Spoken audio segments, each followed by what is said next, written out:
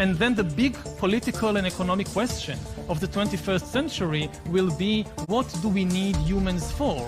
Or at least, what do we need so many humans for? Do you have an answer in the book? At present, the best guess we have is keep them happy with drugs and computer games. And we call this the metaverse. What you guys do in here? B times C times D equals R, which means biological knowledge multiplied by computing power multiplied by data equals the ability to hack humans, R. If you know enough biology and you have enough computing power and data, you can hack my body and my brain and my life, and you can understand me better than I understand myself. You can know my personality type, my political views, my sexual preferences, my mental weaknesses, my deepest fears and hopes. You know more about me than I know about myself. And you can do that not just to me, but to everyone. A system that understands us better than we understand ourselves can predict our feelings and decisions, can manipulate our feelings and decisions, and can ultimately make decisions for us. We humans should get used to the idea that we are no longer mysterious souls. We are now hackable animals. That's what we are. You think about the abilities of gods according to various mythologies, we are now acquiring these abilities to ourselves. Like in the Bible, God is the creator. His chief power is to create. He creates animals and plants and humans according to his wishes.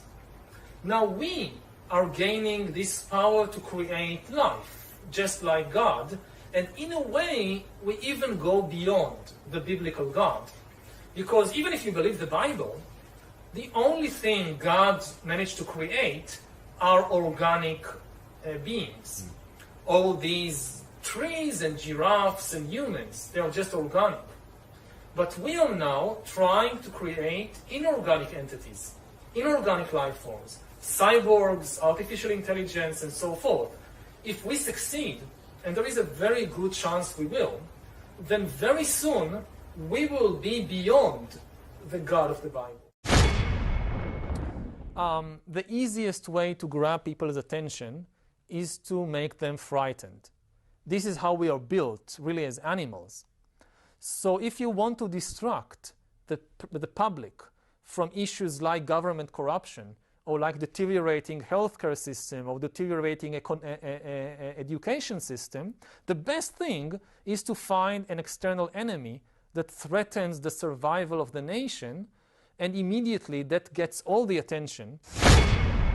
There is less room to criticize the government, because then you are immediately labeled a traitor. Like, this is war now. We're in a national emergency. We all have to unite around the government, and anybody who opposes that or criticizes the government is a traitor. This is like, we saw it throughout history. So it's the same logic with, with terrorism in the West, as you say.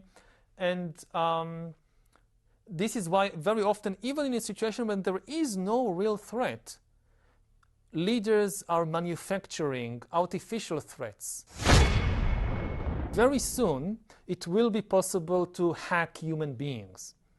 To hack human beings means that somebody outside me, a corporation or a government, can understand me better than I understand myself, can understand my desires, my feelings, my emotions, and then they can not only predict my choices, they can also manipulate my desires and increasingly take decisions on my behalf.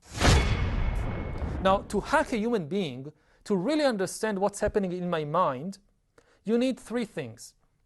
You need a lot of biological knowledge, you need a lot of computing power, and you need a lot of data. When you have all these three, you can hack human beings and completely control them. This wave of populism and extremism is that people are correctly sensing that they are being left behind, that the new technologies, artificial intelligence, biotechnology, and all that, they are creating a new world, but this new world is shaped by a very, very small elite, largely to the benefit of this small elite, and that more and more people are simply being left behind, and they are losing the power even to understand what's happening in the world. It's at the end, what the fourth industrial revolution will lead to is a fusion of our physical, our digital, and our biological identities. The future is not just happening. The future is built by us, by a powerful community as you here in this room. We have the means to improve the state of the world.